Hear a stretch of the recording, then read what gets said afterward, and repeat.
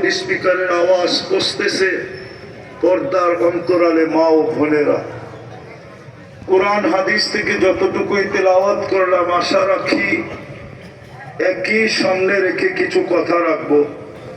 সাথে সাথে আপনাদের কাছে হাত জোর অনুরোধ, যতটুক শুনবো পরিপূর্ণ মনোযোগ দিয়ে শুনবো।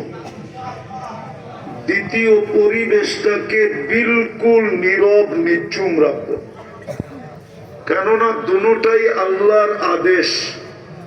মাথায় রাখেন, আদেশটা কার? কার আদেশ?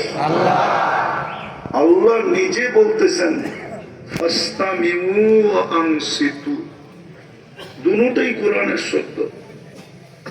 পরিবেশকে নীরব রাখো, পরিপূর্ণ মনোযোগ দিয়ে শোনো। আমরা কিন্তু